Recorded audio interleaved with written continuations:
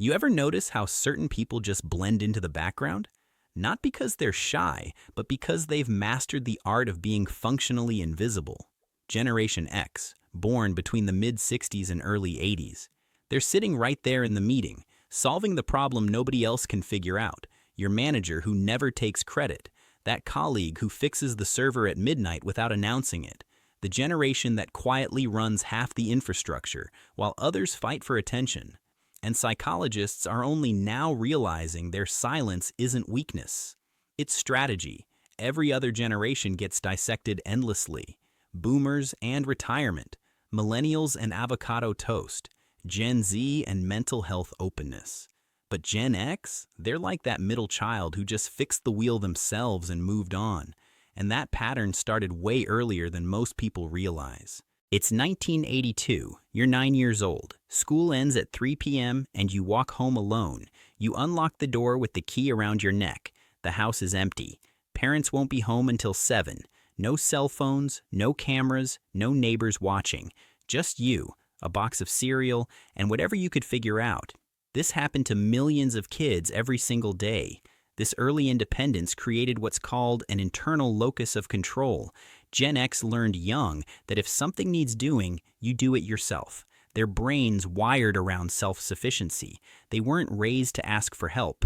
They were raised to not need it. And that creates a specific type of adult who sees dependency as vulnerability and self-reliance as the only rational approach. But independence came with a cost. These kids watched their parents promise the American dream, then tear through divorce courts in record numbers. Gen X absorbed a brutal lesson. People leave. Promises break. Stability is an illusion. So they developed emotional pragmatism. Hope for the best, but plan for the worst. This wasn't pessimism. It was pattern recognition. They watched businesses collapse, neighbors lose everything. Adults who followed the rules get pink slips anyway. The social contract didn't exist for them. They figured out loyalty flows upward, and expecting it back makes you a mark. So they stopped expecting it. That's why they're suspicious of corporate culture while being good at navigating it. They follow procedure not because they believe in it, but because they know the system protects whoever has the paper trail. They're strategic collaborators who always know where the exits are. And the irony thing? Gen X turned humor into emotional armor. Everything's a joke, especially what matters.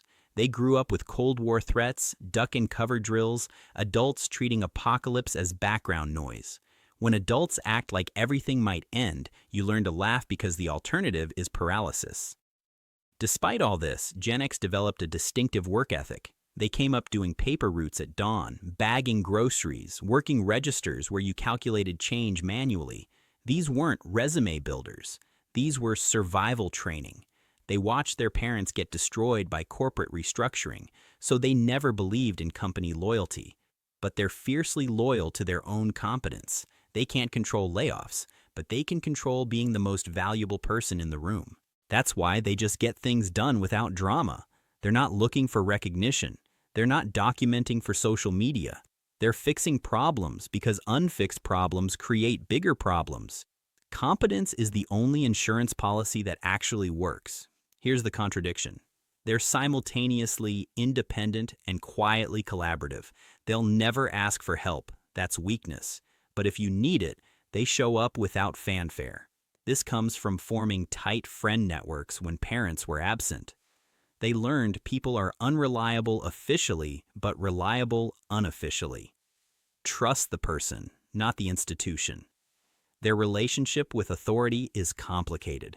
They respect competence, not titles. If you've earned your position, they'll follow. If you're just credentials without skill, they'll route around you. They watched incompetent authority destroy things their entire childhood. Economically, they've been kicked repeatedly. The oldest hit their stride when the dot-com bubble burst. The middle cohort got hammered by 2008. The youngest graduated into recessions. They learned economic security is a myth sold to people who haven't lived through enough cycles. That's why they have side hustles, backup plans, diversified income. Not entrepreneurial by nature, just economically traumatized enough to know nothing lasts.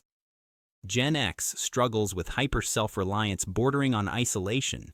They're incredibly capable in crisis situations, But that capability masks unwillingness to be vulnerable, to ask for help, to admit they can't handle something alone.